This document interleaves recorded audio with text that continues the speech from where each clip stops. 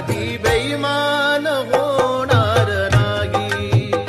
भीमराया तुझ्या घराण्याला कधी बेईमान होणार नाही.